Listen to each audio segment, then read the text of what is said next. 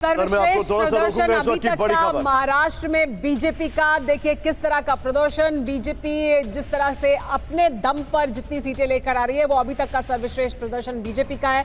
Top 3 में महायुति भी नहीं है। उद्धव का सबसे खराब प्रदर्शन है। देखिए कहां पहुंच चुकी है शिवसेना। शिंदे 57 पर हैं तो उद्धव ठाकरे की पार्टी अब 16 सीटों पर, शायद इस वक्त 17 सीटों पर देखिए आगे चल रही है। तो 17 और 57 ये अंतर है। शरद पवार एनसीपी 13 पर है और अजित पवार बेहतर कर रहे हैं। और ये कहा भी जा रहा था कि लोकसभा में जितना खराब उनका प्रदर्शन रहा था वैसा प्रदर्शन उनका अब नहीं रहेगा। एनसीपी शरद पवार 13 सीटों पर आगे हैं तो एनसीपी अजित पवार 36 सीटों पर आगे हैं। लेकिन इस डेटा को समझने के लिए बड़े चेहरे कहां पर आगे हैं, कहां पर पीछे हैं और कौन से फैक्टर्स काम कर रहे हैं, सीधे रुक करते हैं हमारे डेटा सेंटर का। समीर के पास चलते हैं। Over to you Sameer. बिल्कुल सुमेरा, महाराष्ट्र में तस्वीर बिल्कुल क्लियर हो गई है। साथ ही साथ हमारे दर्शक जिस सवाल का जवाब ढूंढने की कोशिश कर रहे थे कि असली एनसीपी कौन, असली शिवसेना कौन, तो उसका जवाब भी महाराष्ट्र की जनता ने इस जनादेश में दे दिया है। आइए आपको बताते हैं, स्ट्राइक रेट दिखाते हैं अलग अलग पार्टियों का। सबसे पहले महायुति का जिक्र करते हैं। बीजेपी ने देखिए कुल 149 उम्मीदवार चुनावी मैदान में उतारे थे, 121 ने जीत हासिल की है, यानी 28 उम्मीदवार जो हैं वो या तो पीछे चल रहे हैं या हारे हैं आप कह सकते हैं, क्योंकि अभी रुझान और नतीजे हम आपको दिखा रहे हैं। स्ट्राइक रेट देखिए बीजेपी का 81% स्ट्राइक रेट बीजेपी का नजर आ रहा है। अब यह बहुत अहम तस्वीर है। पार्टी विभाजन का नतीजा क्या हुआ? शिवसेना ने उद्धव ठाकरे से अलग होकर शिवसेना शिंदे की परफॉर्मेंस क्या रही ये देखिए। 81 सीटों पर शिवसेना ने अपने उम्मीदवार उतारे, 55 पर जीत हासिल हुई, सिर्फ 26 सीटों पर हार हासिल हुई। रुझानों के हिसाब से यह आंकड़ा हम आपके सामने रख रहे हैं, यानी स्ट्राइक रेट जो रहा वो 67.9% का रहा। यानी कुल मिलाकर एकनाथ शिंदे ने अपना दबदबा स्थापित कर दिया और बता दिया कि असली शिवसेना यही है।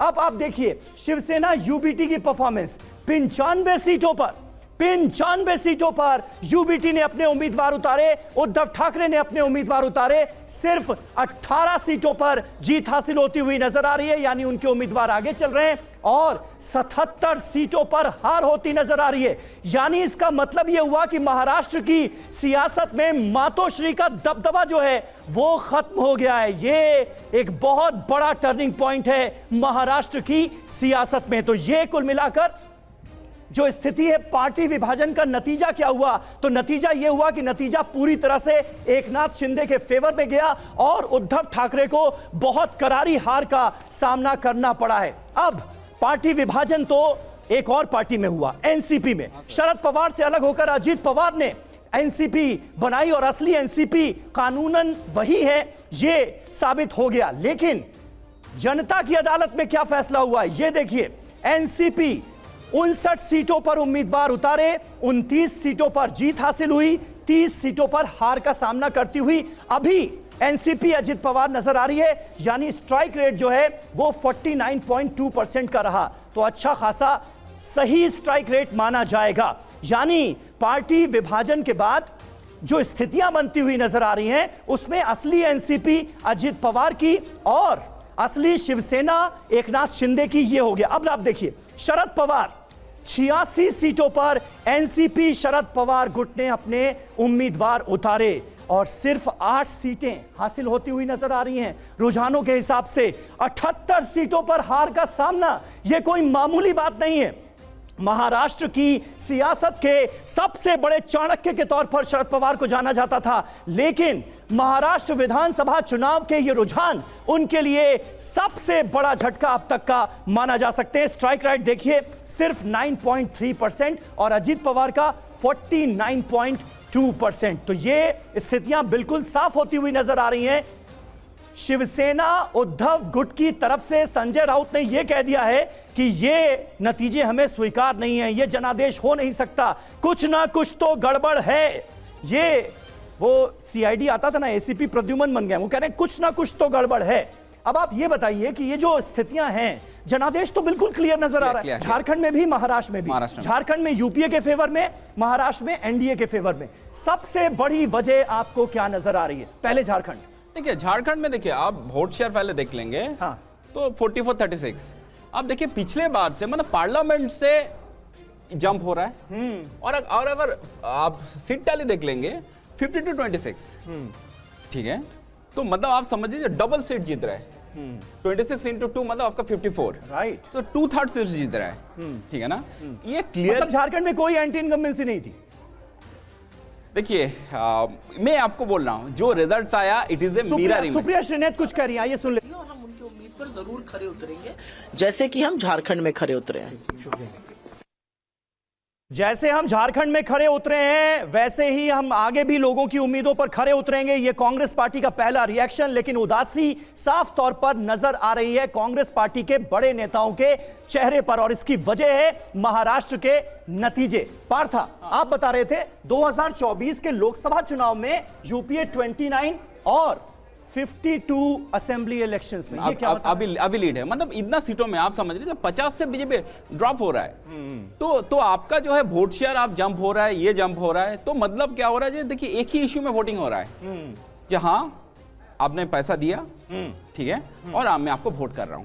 मतलब ये घुसपैठियों वाला जो मुद्दा बीजेपी ने उठाया था वो नहीं चला। देखिए और कोई इशू नहीं महाराष्ट्र नहीं झारखंड में कुछ काम किया। हाँ, एक ही इशू काम किया, एक ही इशू काम, आप वाला। आप बाकी जो ये किया, अब देखिए मैप देख लीजिए, अब मैं झारखंड का मैप देख लीजिए और बाजू में मैं महाराष्ट्र का मैप एक बार डाल देता हूं, ठीक है, आपका महाराष्ट्र का मैप भी आप देख लीजिए। आप देखेंगे दोनों का, आप ये देखेंगे एक ही दिन में इलेक्शन हो रहा है, तो मतलब क्या, इलेक्शन बिकम वेरी लोकल। या अभी मोदी जी का जनप्रियता या राहुल गांधी का जनप्रियता, ये सब इश्यूज काम नहीं कर रहे। लोकसभा चुनाव के फिर भी जो नतीजे रहे थे उससे कहीं ना कहीं उद्धव ठाकरे और कांग्रेस पार्टी का जो कैंप था उसमें एक तरह का कॉन्फिडेंस भी नजर आया था, लेकिन यहां तो सब कुछ साफ हो गया। देखिए दोनों ही एकदम रिवर्स किया। अब पार्लियामेंट में देखिए झारखंड में इंडिया बहुत अच्छा किया, ठीक है, अभी देखिए पूरा साफ। ओके, आप उनका सीएम बीजेपी ज्वाइन किया, ठीक है, चंपा सोरेन बीजेपी ज्वाइन किया, आप कोड़ा फैमिली अभी बीजेपी में ज्वाइन किया, उस सब बाद भी कोई इशू अभी काम ही नहीं कर रहा है। यानी इन दोनों राज्यों के लोगों के वोटर्स को रुझान को अगर हम समझने की कोशिश करें तो केंद्र सरकार से तो नाराजगी थी, लेकिन राज्य सरकार से किसी तरह की नाराजगी नहीं थी। क्या इसे देखिए इलेक्शन बहुत लोकल हो गया, मतलब सेंट्रल फैक्टर बहुत ज्यादा काम नहीं कर रहा है। जो पहले जैसा जब मोदी जी जाकर एक स्टेट जिता दिया, ये जिता दिया, अभी देखिए मोदी जी कैंपेन से काफी उतना कैंपेन नहीं कर रहा है, लेकिन क्या होगा, तो इलेक्शन लोकल बना रहा है, और इलेक्शन में जो इलेक्शन मैनेजमेंट बीजेपी अलग लेवल में लेके जा रहा है। आप तो पार्था का अपना एनालिसिस ये कहता है कि सिर्फ एक ही मुद्दा चला है झारखंड में, मैया योजना का असर साफ तौर पर नजर आ रहा है जनादेश में, और महाराष्ट्र में लाटकी बहना योजना ने कमाल कर दिया है, और इसका क्रेडिट लोग एकनाथ शिंदे को देते हैं। तो अब उनकी भूमिका क्या होगी, इस पर जब हम सवाल जहन में आता है तो इसका एक ही जवाब है कि शायद इस बार नहीं। एक बार बीजेपी ने त्याग किया, इस बार बीजेपी का जो परफॉर्मेंस रहा है वो बहुत शानदार है, अब तक का सबसे शानदार परफॉर्मेंस बीजेपी का देखने को मिल रहा है। इलेक्शन कमीशन 127 का सीट में बीजेपी आगे है, मतलब स्ट्राइक रेट हो रहा है 83-84%। मतलब आप समझ रहे हैं 83-84%, मतलब अगर ये 200 सीट लड़ता था तो अकेले मतलब सरकार बना सकते थे। ठीक है, इलेक्शन में एकदम चला। तो ये आंकड़े बहुत हद तक सुमेरा ये भी साबित कर रहे हैं कि अब मुख्यमंत्री कौन होगा ये सवाल बाकी ही नहीं रह गया है, मतलब देवेंद्र फडणवीस कहीं आगे निकल गए। जी हाँ समीर, और इसके बारे में बात करेंगे। देवेंद्र फडणवीस के घर के बाहर ये आनंद प्रकाश पांडे मौजूद है, उनका रुख करेंगे क्योंकि जानकारी ये भी मिल रही है कि बहुत जल्द वहां से कोई प्रतिक्रिया आ सकती है। लेकिन इस वक्त जो बड़ी खबर आ रही है, पहले वो बड़ी खबर बता देते हैं। फडणवीस के घर पहुंचे हैं बीजेपी के प्रदेश अध्यक्ष, यानी गतिविधियां बढ़ गई हैं। चंद्रशेखर बावनकुले फडणवीस के घर पहुंचे हैं। फडणवीस के घर पर हलचल तेज हो गई है। बीजेपी का जिस तरह का सर्वश्रेष्ठ प्रदर्शन अभी तक के महाराष्ट्र के चुनाव में, फडणवीस के घर पर एक्शन देखने को मिल रहा है। बीजेपी नेता प्रवीण दरेकर ने बयान दिया है, क्या उन्होंने कहा है वो भी आपको बता दें। उन्होंने कहा कि देवेंद्र फडणवीस सीएम होंगे, तो अब बयान भी आने शुरू हो गए। सुनिए क्या कहा उन्होंने। अभी कौन सी असली नस्ली इसका जवाब लोगों ने दिया है, शिव सैनिकों ने दिया है, और एकनाथ शिंदे साहब के पीछे सब शिव सैनिक और मराठी जनता रहे। मैं बताना चाहता हूं कि महायुति का ही सीएम बनेगा, और बट ऑब्वियस जिस पार्टी बड़ी है उस पार्टी को ज्यादा चांस रहता है, और भारतीय जनता पार्टी आज 125 के आसपास जाने की शंका अपना चांसेस है, और मुझे लगता है भाजपा का सीएम बनेगा तो हमारे देवेंद्र फडणवीस साहब ही इस महाराष्ट्र के मुख्यमंत्री बनेंगे। जी, और आनंद प्रकाश पांडे हमारे साथ मौजूद हैं, जो मौजूद है देवेंद्र फडणवीस के घर के बाहर ही। आनंद, तो अब ये जो हम लगातार सवाल पूछ रहे थे, जो पूरे चुनाव प्रचार के दौरान पूछा गया कि कौन होगा मुख्यमंत्री, ये स्थिति साफ नहीं हो रही है। क्या अब किसी हद तक ये स्थिति साफ दिखाई दे रही है कि बीजेपी की तरफ से ही मुख्यमंत्री होगा? ऐसा जिस तरह का उनका प्रदर्शन है उससे साफ तौर पर दिख रहा है और अब नेताओं ने कहना शुरू कर दिया है। जी बिल्कुल, जिस तरह से बीजेपी ने इस बार मेहनत की है, जिस तरह देवेंद्र फडणवीस ने महाराष्ट्र में इस बार लीड ली है, वो जाहिर तौर पर महाराष्ट्र के सबसे बड़े बीजेपी के नेता है, मुख्यमंत्री भी रह चुके, उप मुख्यमंत्री भी रह चुके। उसके बावजूद भी जिस तरह से उन्होंने पूरे महाराष्ट्र के चुनाव के बागडोर संभाली, इससे साफ जाहिर होता है कि बीजेपी इस बार उनको मुख्यमंत्री बनाएगी। और रही बात एकनाथ शिंदे की, तो पिछली बार एकनाथ शिंदे को मुख्यमंत्री बनाना बीजेपी के लिए इसलिए भी जरूरी था क्योंकि शिवसेना वो छोड़कर आए थे और शिव सैनिकों को ये न लगे कि बीजेपी ने अपना मुख्यमंत्री बना के शिवसेना को तोड़ा है, बाला साहब की विरासत के साथ उन्होंने धोखा किया है। इसलिए बीजेपी की मजबूरी थी एकनाथ शिंदे को मुख्यमंत्री कमान देना, और बीजेपी ने जो तब फैसला लिया था एकनाथ शिंदे को मुख्यमंत्री बनाने का, उसका असर अभी दिख रहा है। अभी असली कौन नकली कौन शिवसेना वो साबित हो गई है आज के जो रुझान आ रहे हैं उसको देखकर। और ऐसे में बीजेपी अब चाहेगी कि इस बार उसका अपना मुख्यमंत्री हो। देवेंद्र फडणवीस को लेकर अपनी रैली में अमित शाह ने भी क्लियर बोल ही दिया था। तो ऐसे में जाहिर तौर पर बीजेपी इस बार अपना मुख्यमंत्री चाहेगी। सबसे ज्यादा सीटों पर लड़ी है, सबसे बड़ी पार्टी बनकर उभरी है। और जब पिछली बार देवेंद्र फडणवीस की जगह एकनाथ शिंदे को मुख्यमंत्री बनाया था तो आपने देखा था किस तरह से मायूस हो गए देवेंद्र फडणवीस, और उन्होंने कहा था कि मैं सत्ता में भागीदारी नहीं करूंगा। लेकिन बाद में उनके पास दिल्ली से फोन आया, जेपी नड्डा का फोन आया, उसके बाद तो तैयार होते। यानी कहीं ना कहीं उन्होंने मुख्यमंत्री रहने के बाद डिप्टी मुख्यमंत्री का पद संभाला, पूरी ईमानदारी से काम किया, प्रशासनिक कंट्रोल रखा अपने ऊपर उन्होंने। तो ऐसे में अब एक बार फिर से बीजेपी कार्यकर्ता चाहते हैं, बीजेपी के नेता चाहते हैं कि पिछली बार मजबूरी हो सकती है, इस बार कोई मजबूरी जाहिर सी बात है, मजबूरी भी नहीं है और प्रदर्शन भी ऐसा है जो इससे पहले बीजेपी ने नहीं किया है, और इस वजह से पूरी तरह से बदली हुई तस्वीर दिखाई दे रही है। हमारे साथ रोहन गुप्ता मौजूद हैं, प्रवक्ता हैं बीजेपी से, और हमारे साथ आकाश यादव भी मौजूद हैं, कांग्रेस पार्टी के प्रवक्ता। रोहन गुप्ता, क्या बीजेपी का मुख्यमंत्री होगा? क्योंकि दरेकर कह रहे हैं कि जिसके पास ज्यादा नंबर होंगे उसी का मुख्यमंत्री होगा, और बीजेपी के पास तो नंबर्स की भरमार है, 128 पर तो आप इस वक्त खड़े हुए हैं। देखिए, मुझे लगता है कि महायुति ने एज अ गठबंधन चुनाव लड़ा था, तो ये निर्णय महायुति के सारे नेता बैठकर लेंगे। पर हाँ, भाजपा एक बड़ी पार्टी है। अभी जब मैं आंकड़ा देख रहा हूँ इलेक्शन कमीशन का, 127 बैठक पे भाजपा आगे है। तो फाइनल नंबर पे आने के बाद सब लोग बैठेंगे और तय करेंगे कि किस प्रकार से महाराष्ट्र को आगे बढ़ाना है, किस प्रकार से महाराष्ट्र में किस पार्टी का क्या रोल रहेगा। क्योंकि जो जनादेश है उसका सम्मान करना सबसे बड़ी चीज होती है। जो जनता चाहती है हमको करना पड़ेगा। ठीक है रोहन, जो जनता ने आपको दिया है जिस तरह का जन समर्थन, तो आपका ये कहना कि उसका हम जरूर कोशिश करेंगे कि सम्मान करें, सब साथ में बैठेंगे, फैसला करेंगे। लेकिन इशारा आपका भी यही कि फिर होना चाहिए बीजेपी का मुख्यमंत्री देवेंद्र फडणवीस को इस बार, क्या वो कुर्सी मिल जाएगी जो उन्हें पिछली बार छोड़नी पड़ी थी? लेकिन रोहन गुप्ता, मेरा सवाल आपसे एक इससे भी आगे है, महाराष्ट्र की राजनीति को लेकर। महाराष्ट्र की राजनीति को क्या अब हम बदला हुआ देखेंगे? क्योंकि जो अभी जिस तरह से वोट हुआ है, मराठा आंदोलन के बाद मराठा वोट बैंक में ये कोशिश की जा रही थी कि जो ओबीसी हैं और बाकी तमाम जो लोग हैं वो बीजेपी के पास आए, और क्या बीजेपी उसको करने में सफल हुई है? तो किस तरह से महाराष्ट्र की राजनीति इस चुनाव ने बदली है, आपका क्या आकलन है? देखिए, मुझे लगता है कि पूरे देश की राजनीति पूरी तरह से बदल चुकी है। जो ये बांटने की बात करें, जैसे हरियाणा में हमने देखा जाट नॉन जाट बिल्कुल नहीं चला, जहाँ जाट सीटें थी वहाँ पे भी भाजपा की जीत हुई।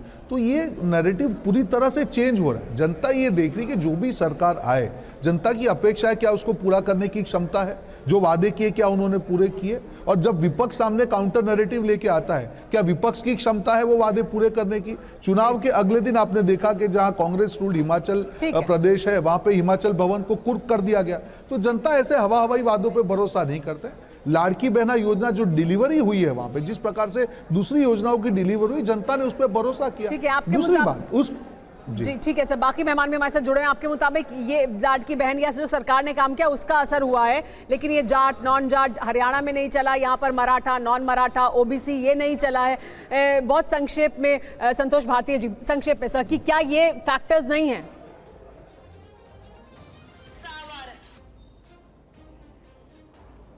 होगा नहीं होगा इसके ऊपर बात चली गई है, तो मैं एक छोटी चीज़ कहना चाहता हूं कि कांग्रेस पार्टी को इस अपने अंदर झांकना चाहिए। कांग्रेस अभी भी ये समझती है, कांग्रेस का मतलब 3 लोग जी, सोनिया गांधी, राहुल गांधी, प्रियंका गांधी, ये अभी भी समझते हैं कि प्रधानमंत्री निवास में रह रहे हैं। इनका अपने वर्कर से कोई संवाद नहीं है, पार्टी के नेताओं से कोई संवाद नहीं है। प्रदेश कांग्रेस कमेटी का जो संगठन है हर प्रदेश में छिन्न भिन्न है, तो इस वजह पर भी इनके पास उसका असर है ही नहीं।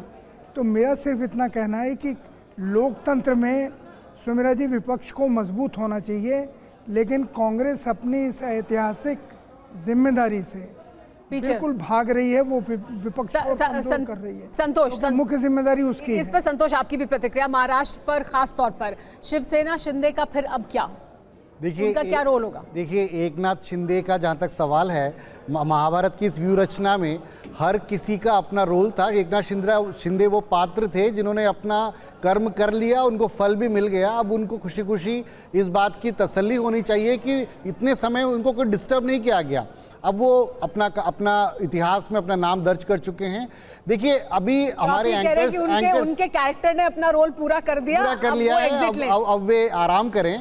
और जहां तक ये सवाल है कि असली एनसीपी कौन, असली ठाकरे गुट कौन या असली शिवसेना कौन, ये हम सवाल ही नहीं। अब तो ये सवाल है कि शिवसेना कौन और एनसीपी कौन। क्योंकि देखिए, ये जो राजनीति है वो उस तरफ बढ़ रही है कि सेंट्रलाइज राजनीति बीजेपी के लिए ये बीजेपी उसको क्रैक कर चुकी है। सेंट्रलाइज राजनीति, दिल्ली से राजनीति चलाने की पूरी विधा को क्रैक कर चुकी है, जो कांग्रेस अभी तक समझ भी नहीं पाई है, उस पूरे रूल्स को अभी समझ नहीं पाई है। तो अभी गैप बहुत है उस समय। झारखंड का जहां तक रिजल्ट है वो क्लियर रिफ्लेक्शन है। लेकिन एक अहम बात आप कह रहे हैं कि बीजेपी सबसे बड़ा दल तो है ही, लेकिन अब तो यही सवाल है कि शिंदे या एनसीपी को लेकर कि एनसीपी की भी क्या इसमें अहमियत है और शिवसेना की भी क्या अहमियत है।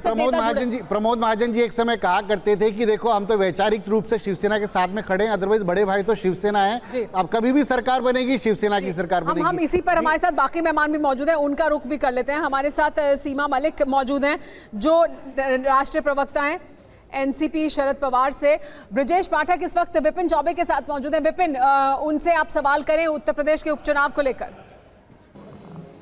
जी हाँ, बिल्कुल। महाराष्ट्र से लेकर झारखंड और उत्तर प्रदेश के उपचुनाव के परिणाम लगभग सामने आ गए हैं और उत्तर प्रदेश के उपचुनाव में जो रुझान सामने आ रहे हैं सुमेरा, उसके मुताबिक बीजेपी को प्रचंड बहुमत मिला। हमारे साथ उत्तर प्रदेश के डिप्टी सीएम ब्रजेश पाठक हैं। ब्रजेश जी, महाराष्ट्र से लेकर उत्तर प्रदेश की शुभकामनाएं। इन उपचुनाव में क्या चला क्या ऐसा कर दिया कि 2024 में इतनी बड़ी हार के बाद अब इतनी बड़ी जीत? भारतीय जनता पार्टी माननीय प्रधानमंत्री नरेंद्र मोदी जी की जो गरीब कल्याण योजना है उनको लेकर जन जन तक पहुंची और यूपी का जो लाइन ऑर्डर है लोगों ने उसकी सराहना किया। सबसे बड़ी बात थी, विपक्ष ने जो नेगेटिव नैरेटिव सेट करने का असफल प्रयास किया था लोकसभा के चुनाव के दौरान। इंडी गठबंधन के लोगों ने कहा कि महिलाओं के खाते में खटाखट फटाफट 67-68 हज़ार रुपये आने वाले हैं, फार्म भरवाए, उनसे अपने कार्यालय में बुला करके जिस ढंग से उन्होंने झूठ बोल करके वोट हासिल किए थे, पूरी तरह से एक्सपोज हुए ये लोग। और जनता ने माना कि भारतीय जनता पार्टी ही माननीय प्रधानमंत्री नरेंद्र मोदी जी के नेतृत्व में उनके जीवन में उत्थान लाने का काम कर रही है। करहल और सीसामऊ को छोड़ दें तो समाजवादी पार्टी अपने गढ़ को भी हार रही है। कुंदर की इसमें बड़ा उदाहरण है, कटेहरी बड़ा उदाहरण है, वहां भी रुझानों में आप आगे चल रहे हैं। भारतीय जनता पार्टी कानपुर की सीसामऊ सीट भी जीतेगी, आप परिणाम अंतिम आने दीजिए। करहल में चूंकि उनका अपना घर है, वहां पर उनके समाज के वोटर्स अधिक हैं, लेकिन नीतियों के आधार पर भारतीय जनता पार्टी ने वहां भी विजय हासिल की है। हमने कड़ी टक्कर करहल में भी देने का काम किया है। लेकिन ये कहा जाता है कि उपचुनाव जो होता है वो सरकार का बहुत शुक्रिया ये अहम बात करने के लिए ब्रजेश पाठक जी से। हमारे साथ बाकी मेहमान भी जुड़े हुए हैं जो जिनके साथ हम महाराष्ट्र और झारखंड के चुनाव नतीजों पर बात करें। हमारे साथ डॉक्टर सीमा मलिक मौजूद हैं एनसीपी शरद पवार गुट से। सीमा मलिक जी, ये बात लगातार हो रही थी कि असली कौन, नकली कौन, धोखा किसने दिया, इस पर जनता वोट करेगी, लेकिन जनता ने जो वोट किया है, जिस तरह का नतीजा इस वक्त दिखाई दे रहा है, आपके मुताबिक क्या फिर असली और नकली एनसीपी का फैसला क्या यही फैसला है?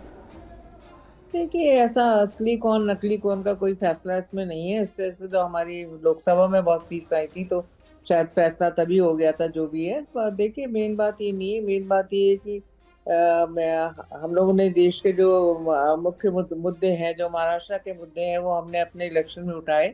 हमने अपनी तरफ से बहुत ईमानदारी से काम किया। और हार जीत होती रहती है, तो इसका मतलब ये नहीं है कि एक हार से या एक जीत से कुछ ज्यादा फर्क पड़ जाता है। और हम तो अगर हम चाहे सत्ता में होते या हम ऑपोजिशन जी में सीमा जी, बैठेंगे। आपको रोकना चाहूंगी। हमारे साथ TV9 भारतवर्ष संवाददाता जितेंद्र भाटिया, उनके साथ झारखंड के कांग्रेस प्रभारी गुलाम अहमद मीर मौजूद हैं।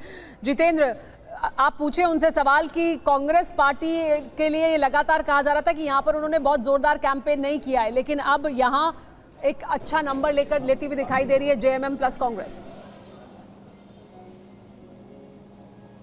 बिल्कुल, ग्रामीण मीर साहब से पूछ लेते हैं कि जब चुनाव की बात चल रही थी तो एक ये भी आरोप लग रहा था कि बहुत मजबूती से कांग्रेस लड़ी नहीं, लेकिन आपके गठबंधन के पक्ष में दिख रही हैं चीज़ें अब। नहीं, देखो, कहने वालों को तो ज़बानें बंद नहीं की जा सकती है, मगर जहाँ तक हम समझते हैं कि सबसे बेहतरीन चुनाव गठबंधन ने और कांग्रेस पार्टी ने झारखंड में लड़ने की कोशिश की। मोटी बात होती है कि हमारी पिछली अचीवमेंट्स लोगों तक पहुँचे और फिर जो हमारा अगला रोड मैप है 5 साल के लिए प्योरली कंस्ट्रक्टिव, हमने और लोगों के लिए डिस्ट्रक्शन की ओर कोई भी ट्विस्ट नहीं दिया। प्योरली जो हमारा अगला रोड मैप होगा, हमारी कमिटमेंट जो होंगी वो कैसे लोगों तक पहुँचे, उसके लिए ही मैनेजमेंट, स्टार प्रचारक और जो हमारी सारी मशीनरी होती है वो जगह जगह पहुँचे। तो हम 30 सीटें लड़ रहे थे, एक सीट को छोड़कर बाकी हमने 29 सीटों पर हमने हर मुमकिन कोशिश की ये सारी चीज़ें जनता तक पहुँचे। फैसला तो जनता को करना होता है। महाराष्ट्र में कहाँ चूक हो गई? अब वो अभी रिजल्ट्स आ ही रहे हैं तो उसको अभी चूक मैं नहीं कह सकता हूँ, मगर जितना हम समझते थे, जिस तरह का वहाँ मतलब दंगल कहिए या पॉलिटिकल उथल पुथल कहिए, जिस तरह से अनडेमोक्रेटिक तरीके से वहाँ पर भी हुआ था, इलेक्टेड गवर्नमेंट को गिराना, इधर उधर जमा करना, ED CBI के दबाव में सारे पहलवानों को जमा करना। संजय राउत कह रहे हैं कि ये जनता का मत नहीं है, अब बैलेट से चुनाव। अब देख, सीधे हम चलेंगे। इस वक्त हमारे साथ हमारे खास मेहमान जुड़े हुए हैं। आप हमारे साथ आकाश जाधव जी हैं कांग्रेस से। आकाश जी, पहले तो जो झारखंड में आपको जीत हुई है आपकी अलायंस को, उसके लिए आपको बहुत बहुत बधाई। महाराष्ट्र, हाँ वाकई में नींद उड़ाने वाली हार है ये, और ये बहुत सोचने वाली हार है। लेकिन मैं आपसे एक चीज जानना चाहूंगा, अभी जो इनिशियल डेटा आ रहा है सर, क्योंकि अब ये इनिशियल तो मैं नहीं कहूंगा, क्योंकि अब लगभग तस्वीर महाराष्ट्र की क्लियर हो चुकी है। सर आप सोचिए जो मैं आपको बता रहा हूं। अब आकाश जी को जरा होप, अगर वो हमारे साथ है तो आप एक बार दिखा दीजिए। आकाश जी, जो अभी हमारे पास डेटा आ रहा है उसके मुताबिक जो कोंकण थाने की बेल्ट है उसको क्लीन स्वीप किया है शिवसेना शिंदे ने। कोंकण थाने की बेल्ट, मराठवाड़ा, वहां पर 34 सीटें, 47 में से 34 सीटों पर महायुति आगे। सर ये एक तरीके से अंग्रेजी में एक वर्ड है उसको कहते हैं राउटेड। ये वो हुआ है। आपको क्या लग रहा है सर, ये मतलब ये आंधी क्यों चली, इसके पीछे की वजह क्या हो सकती है, सबसे डोमिनेटिंग फैक्टर क्या था? क्या इतनी बड़ी हार आप लोग कभी प्रीएम्प्ट नहीं कर पाए, समझ नहीं पाए, मतलब कंप्लीटली मिसरीड कैसे हो गया ये?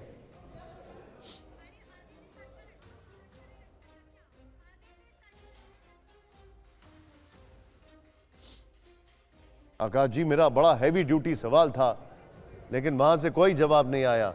मैं सवाल को डायरेक्ट करता हूं यहां पर हमारे जो नहीं, वो वहां पे आवाज नहीं पहुंच पा रही है। जॉय साहब, योर टेक ऑन इट।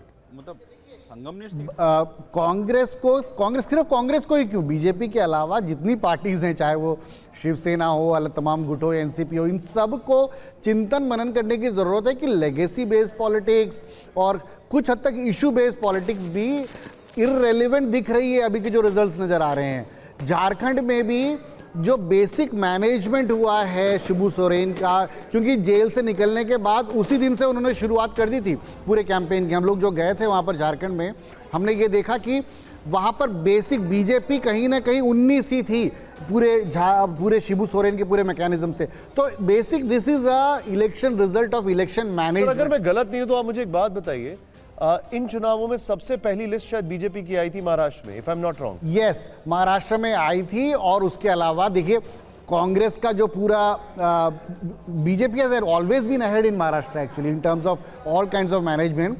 और महाराष्ट्र में कांग्रेस ने एक तरफ से जो एलाइज हैं उनको बोला था कि अब आप लड़िए चुनाव, हम पीछे खड़े हुए हैं क्योंकि हरियाणा में हमें बहुत बुरा धक्का लगा था, अब हम उस लायक ही नहीं है कि आपको कुछ डिक्टेट कर सके। तो बेसिकली कांग्रेस सर, ये देवेंद्र फडणवीस की पहली तस्वीर, फोन पर हैं, बधाइयां ले रहे हैं ऐसा लगता है। और इसके बगल में जरा वो भी दिखा दीजिए, शिंदे साहब के घर पे पटाखे फूट रहे हैं, वो भी दिखा दीजिए। वो ये तस्वीरें आपके सामने हैं, पटाखे और निश्चित तौर पर उनको फोन पर, ये देखिए, ये दोनों कुर्सी पर ये बैठे हैं, और नहीं कुर्सी पर ये बैठे, वेल सेट मेरा, नहीं सर, वो एकनाथ शिंदे के घर के पटाखे, एकनाथ शिंदे की रिटायरमेंट। अरे नहीं सर, ऐसा खैर अभी क्यों, बहुत जल्दी होगा ये कहना। लेकिन देवेंद्र फडणवीस को फोन पर लोग क्या बोल रहे होंगे? अगर मैं एक हिंदी फिल्म के डायलॉग से इसको कनेक्ट करूं तो देवेंद्र फडणवीस जी को शायद फोन पे लोग बोल रहे होंगे, आज खुश तो बहुत होगे तुम। ये इस वक्त की बड़ी खबर आपके सामने, देवेंद्र फडणवीस की पहली तस्वीर और एकनाथ शिंदे के घर के बाहर पटाखे। बीजेपी में हर्षोल्लास है, 128 बीजेपी का ये करियर बेस्ट परफॉर्मेंस है महाराष्ट्र में, यकीन मानिए। लेकिन कांग्रेस को देखिए 22। एकनाथ शिंदे के घर के बाहर कुमार कुंदन की रिपोर्ट। मुख्यमंत्री एकनाथ शिंदे के घर के सामने कार्यकर्ताओं का जश्न, कार्यकर्ताओं का जुनून, और इन सब के बीच अब कहीं कोई कंफ्यूजन वाली बात कार्यकर्ताओं को नहीं लग रही है। यही वजह है कि बड़ी संख्या में कार्यकर्ता जुट रहे हैं और कार्यकर्ता यह पूछ रहे हैं, या कार्यकर्ता जो है अपना यहाँ पे जोश दिखा रहे हैं। ये तस्वीर आपको थाने की नजर आ रही है और ये थाने में जश्न शुरू हो गया है। लेकिन अब यहां पर ये देखिए आप, देवेंद्र फडणवीस फोन पर हैं, बड़े रिलैक्स्ड हैं। और मुझे याद आ रहा है हमारे जो सत्ता सम्मेलन मुंबई में हुआ था, उन्होंने यही कहा था कि हम क्लीन स्वीप करेंगे और बहुत थंपिंग मेजॉरिटी से जीतेंगे। खैर, success has many fathers, failure is orphan, ये भी कहा जाता है। और सीधे मैं चलूंगा यहां पर, जयशंकर जी मेरे साथ हैं। जयशंकर जी, झारखंड बहुत अच्छा हुआ है, अनडाउटेडली बहुत अच्छा हुआ है कांग्रेस और उनके लिए। महाराष्ट्र उतना ही खराब हुआ है। लेकिन मेरा सवाल आपसे ये है, झारखंड में जो हुआ, हरियाणा में जो हुआ, ये कांग्रेस को क्या इंट्रोस्पेक्ट करने के लिए मजबूर कर रहा है जो कि वो नहीं कर रहे हैं? देखिए, महाराष्ट्र में जो हुआ, जो हरियाणा में हुआ, नहीं, कांग्रेस के पास जो है सबसे बड़ी समस्या ये है, वो तय नहीं कर पाती है कि उसका असली दुश्मन कौन है। कभी वो देखती है कि नहीं, जब तक समाजवादी पार्टी रहेगी हमारा विकास नहीं होगा, जब तक आरजेडी रहेगा हमारा विकास नहीं होगा, जब तक एनसीपी रहेगी हमारा विकास नहीं होगा। आप पूरे चुनाव में इंडिया अलायंस कहीं नहीं दिखाई दिया। लोकसभा एज अ जर्नलिस्ट और एज अ एक सटायर के तौर पर आपसे एक चीज पूछना चाहूंगा, आपको नहीं लगता है कि इस बार ये बड़ा मुश्किल होगा कहना कि ईवीएम कहां खराब थी, महाराष्ट्र में या झारखंड में? ईवीएम तो ईवीएम ही है, लेकिन बयान आ गए हैं कि ईवीएम पर हमें कभी भरोसा नहीं था, ऐसे बयान आने शुरू हो गए। तो आप बता दीजिए सर, क्या लग रहा है आपको? नहीं, अभी तो ये बोलते तो जरा आनंद आता। देखिए, ईवीएम आप जानते हैं, देश जानते हैं, सुप्रीम कोर्ट 40-41 याचिकाएं उस पर खारिज कर चुका है। सारा कुछ करने के बाद, तो जब आप जमीन से जुड़े नहीं होते हैं, मुद्दों को नहीं समझते हैं कि धरातल पर क्या परिवर्तन हुआ है, तो आपकी हालत यही होती है। हरियाणा चुनाव ने बता दिया था कि लोकसभा चुनाव में संविधान खत्म हो जाएगा, आरक्षण खत्म हो जाएगा। ये जो झूठा नैरेटिव थोड़ा सफल हुआ था, वो लगभग ध्वस्त हो रहा है। वो उसका ध्वस्तीकरण महाराष्ट्र में ज्यादा परिमाण में हुआ है जी। और मैं जो बार महाराष्ट्र से ही हमारे साथ एक और खास मेहमान भी जुड़ गए हैं, उनसे भी बात कर लेते हैं। हेमंत कामले जी हमारे साथ मौजूद हैं, प्रवक्ता हैं महाराष्ट्र नवनिर्माण सेना के।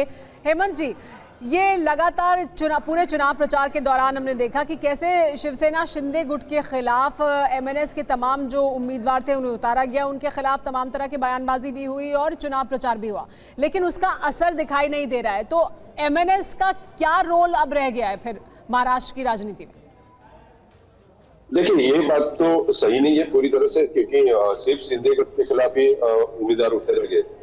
अब मैं नॉर्थ मुंबई की बात कर रहा हूं, तो यहाँ पे 5 में से 3 उम्मीदवार तो हमारे बीजेपी के खिलाफ है। तो ये कोई दुश्मनी शिंदे के खिलाफ ही ऐसी कुछ बात नहीं। लेकिन जिस हम चुनाव की बात करें तो कहीं ना कहीं जो परिणाम आ रहे, इसकी तो अपेक्षा भारतीय जनता पार्टी को मिलेगी। अगर जो एग्जिट पोल के आंकड़े थे उसके बाद जो निर्दलीय उम्मीदवार थे कि उनको कैसे टैप किया जाए, इसके लिए तो उनकी टीम लगी पड़ी हुई थी।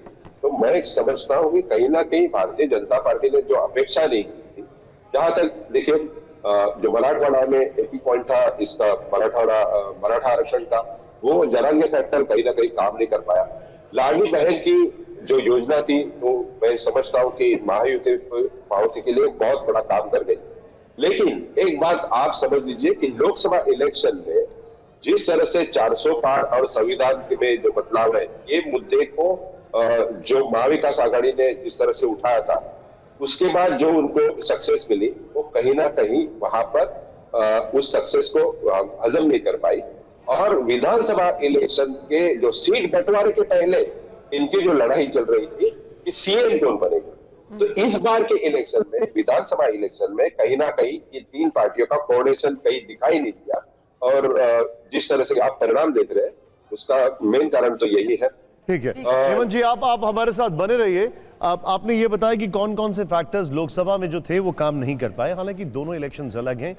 ये वाला इलेक्शन बहुत ज्यादा इंपॉर्टेंट है महाराष्ट्र में, क्योंकि ये पहली बार इस तरीके से कॉम्बिनेशन बन के आया, जो कि 2019 में भी नहीं था, 2014 में भी नहीं था। और ये इलेक्शन इसलिए भी ज्यादा इंपॉर्टेंट है क्योंकि ये इलेक्शन एक तरीके से बड़ा कंसोलिडेटेड डायरेक्ट फाइट थी दो बड़े बड़े अलायंस के बीच में। लेकिन अब मैं सीधे चलूंगा, मेरे साथ आकाश जी हैं। आकाश जी कांग्रेस हैं। आकाश जी, क्या आप मुझे सुन सकते हैं? पिछली बार थोड़ा संपर्क कट गया था शायद।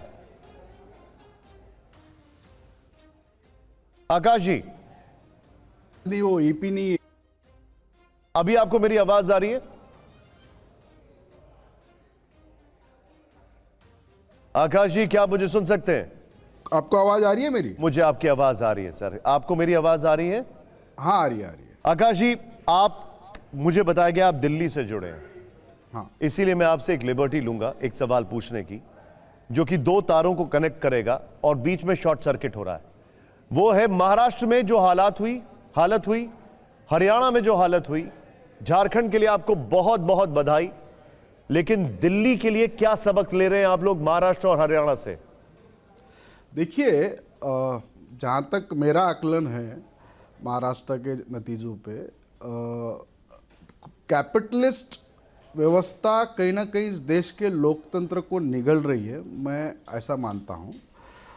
महाराष्ट्र के अंदर जिस तरीके से धन बल का उपयोग हुआ है, जो महायुति ने भ्रष्टाचार का एक आयाम वहाँ रचा था, और भ्रष्टाचार के पैसे और गौतम अडानी के पैसों से एक धन बल का बहुत बड़ा दुरुपयोग महाराष्ट्र के अंदर हुआ है। सर एक सेकंड, मैं यूजुअली किसी गेस्ट को कभी नहीं रोकता हूं, लेकिन अभी आप जो बोल रहे हैं सर, एक बार जरा सोचिए आपने क्या बोला है। जनता के मैंडेट के ऊपर आपका ये कमेंट है। मैं जनता के मैंडेट की बात कर रहा हूं सर। बात कर रहा हूं आप सुनिए, मैं इंट्रोस्पेक्शन की बात कर रहा हूं, आप क्रिटिसिज्म की बात कर रहे हैं। नहीं, देखिए आप समझ के लीजिए, मैं महाराष्ट्र से आता हूं। महाराष्ट्र के अंदर जो ज़मीनी हकीकत थी वो कुछ और थी। वहाँ के जो प्रश्न थे वो महंगाई थी, बेरोजगारी थी, मराठा आरक्षण का मुद्दा बहुत बड़ा रहा, सोयाबीन का भाव का विषय था, कपास के भाव का विषय था, किसान बदहाल है। ये सब बातें होने के बाद भी अगर महायुति सरकार और भाजपा के अगुवाई में इतने बड़े मैंडेट से अगर वहाँ जीतने जा रही है, मैं ये नहीं मानता कि पूरे नतीजे आ गए हैं, फिर भी जो नतीजे मैं देख पा रहा हूँ उसके हिसाब से जिस तरीके का नतीजा आ रहा है, ये तो सही मायने में सरकारी यंत्रणा का दुरुपयोग, धनबल का प्रयोग। मैं आपको ये तो फिर झारखंड में भी हुआ है देता हूँ, तो क्या ये झारखंड में नहीं हुआ है?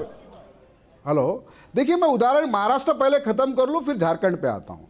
महाराष्ट्र के अंदर जैसे सरकारी यंत्रणों का दुरुपयोग हुआ, वहाँ पे हमारे SC ST माइनॉरिटीज़ के लोगों को वोटर लिस्ट से नाम निकाल दिया गया, यहाँ तक मैनेजमेंट किया गया बूथ लेवल पे। आपने देखा कि सर मैं आपको माफी चाहूंगा, आपको रोक रहा हूं sir, sorry, please pardon me, क्योंकि इस वक्त हमारे पास लाइव विजुअल्स भी आ रहे हैं। हम सॉरी आपको रोकने के लिए सर एक बार फिर से। लेकिन देवेंद्र फडणवीस के घर के बाहर आनंद मौजूद हैं और एकनाथ शिंदे के घर के बाहर कुमार कुंदन मौजूद हैं। मैं जानना चाहूंगा कि इस वक्त क्या उत्साह है। कुमार कुंदन, जरा बताइए, तस्वीरें तो आप दिखाई रहे नॉन स्टॉप हमें। मैं एक बार फिर तस्वीरों के माध्यम से ही निशांत आपको दिखाना चाहता हूं, पूरे घर के सामने में समर्थकों की लाइन लग गई है और ये वो समर्थक है जो अपने नेता से मिलने को बेताब है। पुलिस ने सिक्योरिटी बढ़ा दी है, पुलिस ने चारों तरफ से घर को कॉर्डन ऑफ कर लिया है और किसी को अंदर जाने नहीं दिया जा रहा है। लेकिन इन सब के बीच समर्थकों को अब लग गया है कि सरकार उन्हीं की बन रही है। इंतजार कर रहे हैं आप लोग? जैसे साहब आएंगे वैसे देखेंगे। अच्छा, साहब अभी अंदर नहीं जाने दे रहे आप लोगों को? नहीं जाने दे रहे ना। साहब तो आम जनता के लिए ही है। क्यों नहीं अंदर? पुलिस देखिए यहाँ पे पूरी व्यवस्था करके रखी है। सर, लग रहा है सरकार बन गई अब? सरकार बन गई महायुति की, भारी मतों से। आदरणीय एकनाथ शिंदे साहब को लोग पसंद करते हैं, उनके काम को पसंद करते हैं और उनको देख के ये भारी प्रचंड परसेंटेज मिला है। निशांत, ये तस्वीर में आपको ये भी दिखा रहा हूँ कि साथ साथ किस तरीके से सिक्योरिटी यहाँ पे और भी ज़्यादा बढ़ाई जा रही है। लोगों की एंट्री फिलहाल के लिए भी रोकी गई है और सुबह से जो यहाँ पे खालीपन था, कार्यकर्ताओं का यहाँ पे आना अब शुरू हो गया है। थोड़ी देर पहले पटाखे भी जले हैं और यह बताने के लिए काफ़ी है कि किस तरीके से मिठाई लेके कार्यकर्ताओं का जो यहाँ पे हुजूम है वो धीरे धीरे अंदर जाने की कोशिश कर रहा है। और इन सब के बीच अब तैयारी उस पल की जिसमें कि एकनाथ शिंदे बाहर आएंगे और अपने कार्यकर्ताओं से मिलेंगे। लेकिन कब आएंगे ये कहना मुश्किल है। एक बात बताएं कि जश्न की शुरुआत हो चुकी है? हो चुकी है। जश्न शिंदे साहब मुख्यमंत्री होंगे या कोई और होगा? वो तीनों पक्ष से बैठ के जो बातचीत होगी उसके ऊपर। तो देखिए, यहाँ पर भी ये कह रहे हैं समर्थक कि तीनों पक्ष बैठकर जो बातचीत करेंगे, जो तय करेंगे, वो होगा मुख्यमंत्री का चेहरा। लेकिन सबसे बड़ा दल बीजेपी और 128 पर है इस वक्त बीजेपी, तो जाहिर सी बात है वो क्या डिसाइडिंग फैक्टर होगा बीजेपी के लिए। और देवेंद्र फडणवीस को क्या इसी वजह से मुबारकबाद देने का सिलसिला जोर शोर से चल रहा है। आनंद उनके घर के बाहर ही मौजूद हैं। आनंद, एक लड़ाई तो लग रहा है कि किसी हद तक साफ हो गई महाराष्ट्र में कि कौन सा गठबंधन चुनाव जीत रहा है, कौन सा दल सबसे बड़ा दल है। मुख्यमंत्री की कुर्सी को लेकर भी क्या कोई गतिरोध होगा या तस्वीर साफ है? सुनेत्रा पवार कुछ कह रही है, पहले वो सुन लेते हैं, फिर आपके पास आएंगे आनंद वापस। बोले तो ये बहुत ही भाग्यशाली दिन है सबके लिए, आदरणीय अजित दादा के लिए, राष्ट्रवादी के लिए और सब जनता के लिए, हमारे बारामती के लिए, क्योंकि बारामती के लोगों ने अपना सच्चा मत दादा की बाजू में दिया है। और मैं सब हमारी बारामती की जनता का पूरे हृदय से धन्यवाद बोलना चाहती हूँ उनको, उन्होंने दादा का साथ दिया। आपने आशीर्वाद भी लिया आज ताई का जी, ताई का, उसको लेकर उन्होंने क्या कहा? दादा से बात हुई होगी, क्या हुआ? नहीं, उनका दादा की माता जी का मैंने अभी आशीर्वाद लिया। वो भी एकदम वो तो चाहती ही थी कि दादा को। तो सुनेत्रा पवार को आपने सुना, लेकिन आनंद, मेरा सवाल आपसे जो था उस पर जवाब। बिल्कुल, ये सवाल थोड़ा ज़्यादा पेचीदा है क्योंकि मुख्यमंत्री कौन होगा ये अब सिर्फ ऐसा लगता है कि मुंबई में तय नहीं होगा, बल्कि इसमें प्रधानमंत्री नरेंद्र मोदी, अमित शाह और जेपी नड्डा भी इन्वॉल्व होंगे। क्योंकि अगर आप एकनाथ शिंदे की बजाय देवेंद्र फडणवीस को मुख्यमंत्री बनाते हैं तो आपको उसके पहले ऑन बोर्ड लेना पड़ेगा अजीत पवार को भी और एकनाथ शिंदे को भी। और ऐसे वक्त में जब नतीजे ये बता रहे हैं या रुझान ये सजेस्ट कर रहे हैं कि असली शिवसेना जनता ने एकनाथ शिंदे की शिवसेना को माना है, तो ऐसे में आप मुख्यमंत्री को हटाकर, शिवसेना के मुख्यमंत्री को हटाकर अब सीधा बीजेपी के मुख्यमंत्री बना दोगे। जाहिर तौर पर ये शिवसैनिकों को कैसे पचेगा या फिर मुंबई वासी इसको स्वीकार करेंगे कि नहीं करेंगे, ये एक बड़ा सवाल है। और यही वजह है कि इसकी पहल ये हो सकता है कि एकनाथ शिंदे की तरफ से ही कराया जाए। कि एक संभावना ये भी है कि बीजेपी ये कोशिश करे कि एकनाथ शिंदे ये खुद कहें, ये ऑफर करें कि सबसे बड़ी पार्टी जो बीजेपी बनकर उभरी है और ऐसे में वो खुद कहें कि अगर बीजेपी का मुख्यमंत्री बनता है, देवेंद्र फडणवीस मुख्यमंत्री बनता है तो बेहतर होगा। तो जाहिर तौर पे इसकी पहल बीजेपी कोशिश ये करेगी कि एकनाथ शिंदे की तरफ से ही कराए, ताकि शिव सैनिकों में भी मैसेज ठीक जाए और साथ ही साथ मुंबई और महाराष्ट्र के लोगों में भी एक मैसेज ठीक जाए कि बीजेपी ने कोई धोखा नहीं किया, बीजेपी ने एक सिटिंग सीएम को हटाकर अपना मुख्यमंत्री नहीं बनाया। और रही बात देवेंद्र फडणवीस की, तो बीजेपी और बीजेपी कार्यकर्ता कह रहे हैं, बीजेपी के नेताओं का बयान आपने सुना, वो कह रहे हैं कि देवेंद्र फडणवीस ने जिस तरह से मेहनत की, वोट जिहाज की बात थी, उसके खिलाफ उन्होंने धर्मयुद्ध का नारा दिया, उसका असर जमीन पर दिखा और जो रुझान दिख रहा है उसमें स्पष्ट बहुमत मिलता हुआ दिख रहा है महायुति को। नंबर्स भले ही बीजेपी के पास हैं, लेकिन इतना आसान या इतना सीधा रास्ता नहीं है कि मुख्यमंत्री की कुर्सी सीधे बीजेपी को मिल जाएगी। उसके लिए उन्हें किस तरह से भूमिका बनानी है, क्या बयान देना है, किसको साथ में लेना है, उनका कह रहे कि सुनिए, अमित शाह जी भाषण में देवेंद्र 128 ही है ना, अभी 145 नहीं है ना, साथी तो चाहिए। फर्क नहीं पड़ता है। सुनिए, वो किसी को भी भारतीय जनता पार्टी ने मुख्यमंत्री बनाने या बनाए रखने का वायदा इस चुनाव में नहीं किया था। एक दूसरा, मुख्यमंत्री ने, गृह मंत्री ने, जो कि भाजपा के मुख्य रणनीतिकार हैं, जनता के सामने स्पष्ट रूप से देवेंद्र फडणवीस को महाराष्ट्र का सबसे बड़ा नेता बताया और इस चुनाव में देवेंद्र फडणवीस सबसे बड़ा चेहरा बनकर उभरे हैं। ये तीन सच्चाई को आप नकार नहीं सकते हैं। पिछली बार एक परिस्थिति विशेष थी, परिस्थिति विशेष हमेशा नहीं होती है, इसलिए भाजपा के पास अपनी रणनीति है, मनाने के तरीके हैं। तो चलिए इस पे तो जवाब, इस पे तो भाजपा से भाजपा बोल देगी। इस पर हम एक मिनट सर, एनालिसिस है, ठीक है, इस पे भाजपा को बोलने देते हैं, बेहतर यही होगा। लेकिन अभी देखिए जश्न की तस्वीरें हम लोगों के पास भी रहती है। नहीं सर, भाजपा ये हम कैसे होता है? नहीं, वही जो बता देंगे वही सच हो जाएगा। आपके सामने जो तस्वीरें हैं, इन तस्वीरों को आप देखिए। ये तस्वीरें गले मिल रहे हैं, ये तस्वीरें देखिए आप, गले मिल रहे हैं, खुशियां हैं। थोड़ी देर पहले देवेंद्र फडणवीस अपनी माताजी से फोन पर बात कर रहे थे बीजेपी ऑफिस पे। करुणा इस वक्त हमारे साथ है मुंबई से। करुणा बताइए क्या क्या जानकारी है, क्या क्या तस्वीरें? बिल्कुल, देखिए निशांत, मैं आपको तस्वीरें दिखाना चाहूंगा। जो जश्न की तैयारियां हैं वो नरमन पॉइंट में जो बीजेपी का ऑफिस है वो शुरू हो गया। थोड़ा सा पैन करिए उस तरफ, पैन करके दिखाइए। यहां पर ये जो अभी आप खाली टेबल देख पा रहे हैं, कुछ ही देर के बाद यहां पर मिठाइयां आ जाएंगी निशांत। और अंदर बीजेपी ऑफिस के अंदर बताया जा रहा है कि 100 किलो से ज्यादा लड्डू आ चुके हैं। लगातार एक एक करके नेताओं का आना शुरू हो गया। विनोद तावड़े जो कि बीजेपी के महासचिव निशांत, वो अभी यहां पर आए। हालांकि ऑन कैमरा बात नहीं की, लेकिन ऑफ द कैमरा उन्होंने हमारे सभी सवालों का जवाब दिया। ऑन कैमरा थोड़ा भी वक्त ले रहे हैं, लेकिन उन्होंने अगर यह कहा जाए कि जीत का श्रेय किसको दिया, उन्होंने साफ बोला कि जो प्रत्यक्ष और अप्रत्यक्ष तौर पर जो लाभ पहुंचाया गया है मतदाताओं को, महाराष्ट्र के लोगों को, और खास तौर पर जो प्रत्यक्ष, उन्होंने सीधा जिक्र किया लाड़की बहना योजना का। बोला इसका बड़ा फायदा मिला है। और उद्धव ठाकरे पर भी निशाना साधा।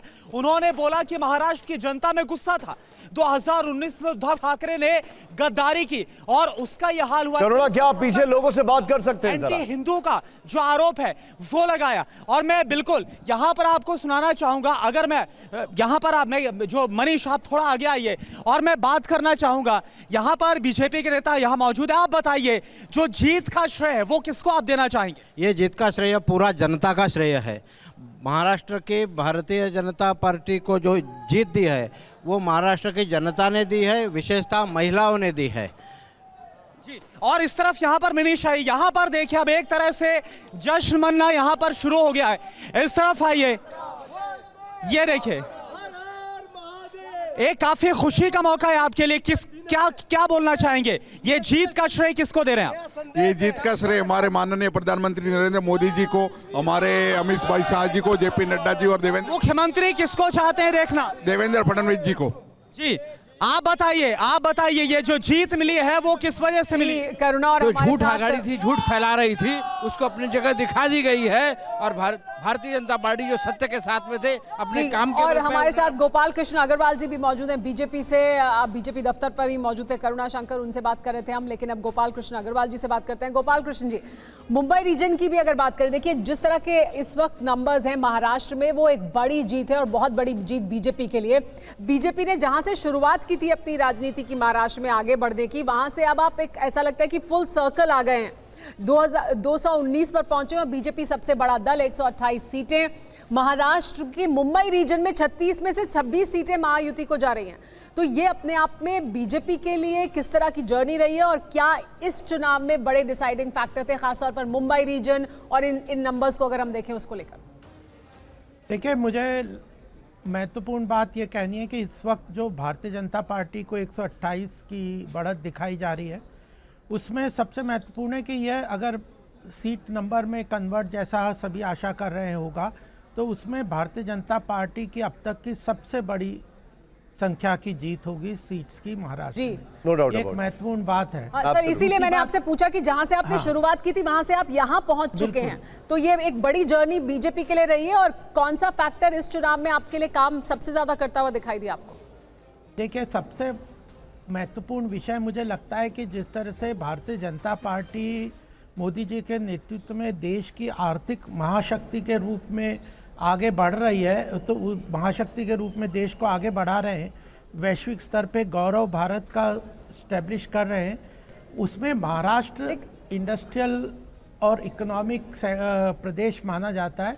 तो उसके लिए एक महत्वपूर्ण नैरेटिव है कि स्टेबल गवर्नमेंट चाहिए, इकोनॉमी को महत्वपूर्ण योगदान देने वाला चाहिए। गोपाल कृष्ण जी, लेकिन ये मुद्दे नहीं थे चुनाव में। मतलब ये जरूर था कि हमने सरकार चलाई है, हमने अच्छा काम किया है, आप हमें दीजिए, हम विकास करेंगे। लेकिन लाडली बहना योजना को लगातार सामने रखा गया, यानी वेलफेयर स्कीम को लेकर एक बड़ा कैंपेन चलाया गया, बटेंगे तो कटेंगे, यानी मराठा राजनीति को कैसे उसकी तोड़ आपने ढूंढने की कोशिश की। तो क्या मराठा राजनीति का तोड़ ढूंढ लिया है बीजेपी ने? नहीं, देखिए, वो सबसे महत्वपूर्ण बात थी कि ये जो डिविजिव पॉलिटिक्स है उसका समय खत्म हो गया है। 2-3 चीज़ें हैं जो हमें बेसिकली समझनी चाहिए इसके बाद, कि एक तो जो अपोजिशन फॉल्स नैरेटिव क्रिएट करने की कोशिश करते हैं, तो उसको हमने इफ़ेक्टिवली काउंटर कर दिया, क्योंकि हमने ग्राउंड लेवल पे उस नैरेटिव को पूरी तरह से अच्छी तरह से काट दिया। दूसरा महत्वपूर्ण बात है कि जन कल्याणकारी योजनाओं के तो सभी प्रॉमिस कर रहे हैं। क्या कांग्रेस ने कर्नाटक में का प्रॉमिस किया, हिमाचल में किया, लेकिन पूरा नहीं किया। भारतीय जनता पार्टी के जन कल्याणकारी योजनाओं के प्रॉमिस को जो लोगों ने एक्सेप्ट किया, वह एक महत्वपूर्ण बात है। प्रॉमिस केवल किया, प्रॉमिस तो कांग्रेस भी बहुत बड़े लेकिन प्रॉमिस तो झारखंड में भी उन्होंने करके दे दिया और वहां पे भी लोगों ने विश्वास कर लिया, यानी जो डिलीवर कर रहा है उसका पर विश्वास कर रहे हैं। जी निशांत।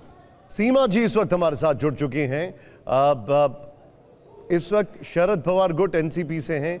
सीमा जी, इनिशियल रिएक्शन, फर्स्ट रिएक्शन आपकी पार्टी का क्या होगा?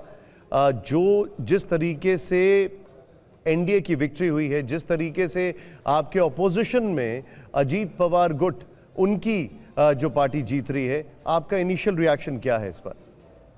देखिए, थोड़ा अनएक्सपेक्टेड तो है ही है, और इसका हम लोग विश्लेषण करेंगे कि अगर ऐसा क्यों हुआ। और फिर भी मैं कहूँगी, चाहे हम मतलब सत्ता में हो या ऑपोजिशन में हो, कहीं भी हो, जो प्राथमिक मुद्दे हैं मेरे ख्याल से जो महाराष्ट्र के, उनको हम हमेशा उठाते रहेंगे, या देश के भी जो मुद्दे हैं हमेशा हम उनको उठाते रहेंगे। और मतलब जो हमारा कर्तव्य है उससे हम कभी बाज नहीं आएंगे। हमने बहुत सिंसियरली इलेक्शन लड़ा था, और इस तरह के अगर नतीजे आए हैं तो अनएक्सपेक्टेड तो है, इसमें कोई डाउट नहीं है। बट रिव्यू करेंगे हम इनको एंड देखेंगे। और वैसे भी मैं तो अभी भी कहूँगी बहुत कम टाइम हुआ है अभी, आई थिंक हमें इस पे ज्यादा कमेंट करने का कोई वो नहीं है। पर फिर भी मैं आपको थोड़ा सा रोकूंगा यहाँ पर। हमारे और भी मेहमान हैं, और हमारा जो डेटा सेंटर है उसमें हमारे खुद अपने एक रियल टाइम एआई बाबा हैं, उनका नाम है डेटा मोशाय। वो रियल टाइम एआई बाबा है जिन्होंने, सर मैं आपके पास आ रहा हूं, एक बार थोड़ा वहां पर जाना है, उसके बाद में वापस संतोष जी, अवधेश जी, मेरे साथ जॉय साहब हैं, जयशंकर जी हैं, सबके पास आ रहा हूं। लेकिन समीर, ओवर टू यू। शुक्रिया निशांत। और इस वक्त देखिए बड़ी दिलचस्प तस्वीर जो झारखंड और महाराष्ट्र से निकलकर हमारे पास आ रही है, इन आंकड़ों के जरिए वो हम आपके सामने रखने जा रहे हैं। लेकिन उससे पहले एक बड़ी खबर सबसे पहले आपको बता दें, वो क्या है। उद्धव ठाकरे के बेटे आदित्य ठाकरे वर्ली से अभी भी पीछे चल रहे हैं। ये बड़ी खबर है, 600 वोट से पीछे चल रहे हैं आदित्य ठाकरे। शुरुआती राउंड्स में आदित्य ठाकरे आगे चल रहे थे, और देखिए राज ठाकरे के बेटे अमित ठाकरे तीसरे नंबर पर चले गए हैं। 10,000 वोट से पीछे चल रहे हैं अमित ठाकरे महिम से। तो उद्धव ठाकरे के बेटे आदित्य ठाकरे और राज ठाकरे के बेटे अमित ठाकरे, ये दोनों अपनी अपनी सीट पर पीछे चल रहे हैं। आदित्य ठाकरे 600 वोट से पीछे चल रहे हैं, और राज ठाकरे के बेटे अमित ठाकरे तो तीसरे नंबर पर पहुंच गए, 10,000 वोट से पीछे चल रहे हैं। एनडीए की बड़ी जीत हुई है महाराष्ट्र में। फिलहाल एनडीए 220 सीटों पर आगे, 49 सीटों पर सिर्फ एमवीए सिमटता हुआ नजर आ रहा है। और ये देखिए, ये तस्वीर आपके सामने है महाराष्ट्र की। बीजेपी 129, जी हां, 288 में से 220 सीटों के रुझान हमारे पास आ चुके हैं। बीजेपी 129, बहुमत का आंकड़ा ही 145 का है, और बीजेपी अकेले 129। शिवसेना शिंदे 56, एनसीपी अजीत पवार 35 सीटों पर इस वक्त आगे चल रही है। यानी कुल मिलाकर महायुति का दबदबा सीधे तौर पर नजर आ रहा है। वहीं महाविकास अघाड़ी की सांसें उखड़ती नजर आ रही।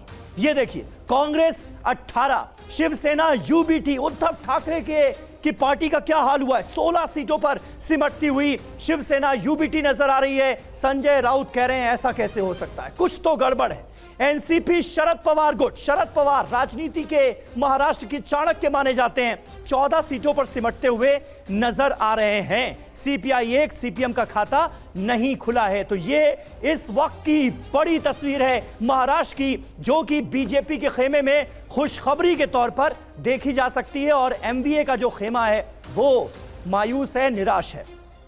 अब आप देखिए, अलग अलग रीजन के हिसाब से हम आपको बताते हैं। महाराष्ट्र में, उत्तर महाराष्ट्र से कुल 36 सीटें आती हैं, इनमें 31 पर एनडीए आगे। विदर्भ से 60 सीटें आती हैं, 44 पर एनडीए आगे। मराठवाड़ा 47, 35 पर बीजेपी आगे और 10 पर एमवीए आगे।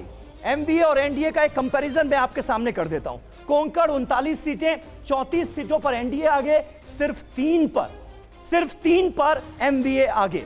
मुंबई, मायानगरी मुंबई 36 सीटें यहां से हैं, 25 पर एनडीए आगे। यानी महायुति गठबंधन 25 पर आगे और सिर्फ 10 सीटों पर सिमटता हुआ एमवीए नजर आ रहा है। उद्धव ठाकरे वाला गठबंधन नजर आ रहा है। पश्चिम महाराष्ट्र 70 सीटें यहां से आती हैं, 52 पर एनडीए आगे, सिर्फ 9 पर एमवीए आगे। पश्चिम महाराष्ट्र में बहुत बड़ा झटका लगा है एमवीए को। यानी कुल 221 सीटों में से 48 सीटें सिर्फ एमवीए के खाते में जाती हुई नजर आ रही हैं और 221 एनडीए के खाते में जाती हुई नजर आ रही है। एनडीए की ये बम्पर विक्ट्री है, महायुति की ये बम्पर विक्ट्री है, अगर ये कहा जाए तो बिल्कुल गलत नहीं होगा। और बीजेपी ने अब तक की सबसे अच्छी परफॉर्मेंस जो है वो सामने रखी है। अब आइए आ जाते हैं शिवसेना यूबीटी का क्या हुआ। उम्मीदवार देखिए 95 उतारे, जीत हुई 16 पर, हार हुई 79 पर। यानी स्ट्राइक रेट जो रहा शिवसेना यूबीटी का वो क्या रहा, 16.8%, 16.8%। यह हुआ पार्टी विभाजन का नतीजा, जो कि पूरी तरह से किसके फेवर में गया, शिंदे के फेवर में गया, एकनाथ शिंदे के फेवर में। क्योंकि इनका स्ट्राइक रेट देखिए आप 69%, 81 सीटों पर इन्होंने अपने कैंडिडेट उतारे, 81 सीटों पर 56 पर जीत हासिल होती हुई नजर आ रही। क्या शानदार स्ट्राइक रेट है, 69% का स्ट्राइक रेट। यानी एकनाथ शिंदे ने यह साबित कर दिया कि असली शिवसेना वही है। उद्धव ठाकरे के लिए बड़ा झटका। अब पार्टी विभाजित तो एक और हुई, एनसीपी। अजीत पवार ने एनसीपी को अपने नाम कर लिया और शरद पवार अलग हो गए। अब उसका नतीजा क्या हुआ ये आप देखिए। एनसीपी अजीत पवार 59 सीटों पर अपने कैंडिडेट उतारता है, 35 सीटों पर जीत हासिल होती हुई नजर आ रही है रुझानों के हिसाब से।